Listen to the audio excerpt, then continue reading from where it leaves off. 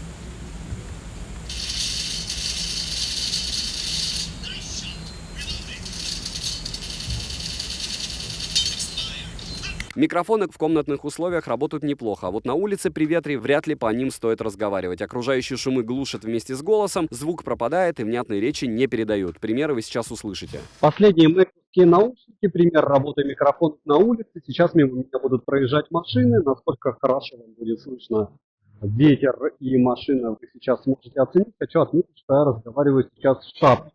Допустим, я снимаю шапку, и микро должны работать, начинать еще лучше, насколько хорошо отрабатывает PVC шумодав и все остальное сейчас вы можете услышать. Хочу отметить, единственное, порывов ветра не было, только сейчас, наверное, появился метра 4 в секунду. Я обязательно дождусь сейчас автобуса, который пазик будет по-любому светиться. Отлично, что поднимается ветер и становится бодрее и сложнее микрофон возить, то, что я говорю. Супер микрофонами я их не назову, к сожалению, то есть я уже ими попользовался. Не идеально. С одной стороны, с другой стороны, ветер, я думаю, и звук этих наушников, если стандартный звучание, звук в них обалденный. Еще раз повторяю, вот у меня проехал наконец-то пазик. И решать, как всегда, вам. Ценник адекватный, лояльный, по мне даже очень сильно, опять же, для звука. Со всем остальным Meizu, к сожалению, идеально не справляется. Звучание в целом приятное и качественное. Запас громкости есть, басы полные, но натуральности не хватает. Музыкальные инструменты отыгрывают отчетливо, вокал слегка изменяется с характерной окрашенностью, четкого разделения планов нет, сцена чуть ниже среднего, выше 70% громкости, появляется каша. Звук темный, но это как раз то, что многие ищут в бюджетных наушниках, потому что стоимость у них очень-очень приятная. И лично мне эти наушники по звуку понравились ничуть не меньше, чем любые наушники Meizu. Я считаю их чуть ли не самыми оптимальными в лоукосте, потому что дешевле ушей с таким качеством звука я лично не знаю. Если добавить, допустим, $10-15, там, конечно, выбор большой. Опять же, на вкус и цвет, опять же, в зависимости от того, с каким телефоном. Эти, допустим, очень хорошо играют с айфоном. С андроидом играют хуже. Приложения нет. Это, конечно, фейл, прошивку не обновить. Сколько они стоят, посмотрите по ссылке в описании к видео, но чуть меньше $40 будет во время распродажи 11.11. Если промокоды, посмотрите в моем телеграм-канале, также по ссылке в прикрепленном комментарии, потому что есть уже рабочие. И вдруг на момент вашего просмотра либо они останутся, либо появятся новые. Резюмирую, с одной стороны, это качественный продукт с неплохой автономностью, с другой, с нехорошим микрофоном и своеобразной эргономикой в размерах. Но если помнить о бюджетной цене, то все недочеты не такие категорически огорчительные, так как звучание у них хорошее, для своего ценника даже топовое. Запас громкости есть, также есть шумоподавление и режим прозрачности, пусть и по минимуму, и работают они не космически. Своих денег наушники стоят однозначно. Подписывайтесь с колоколом, ставьте лайк за труды, пишите, что еще хотите увидеть на обзор. Все 3 пары филовских наушников вчера купил, так что они мне уже идут, скоро будет обзор. Девайс сюда, добра и удачи вам, дорогие друзья!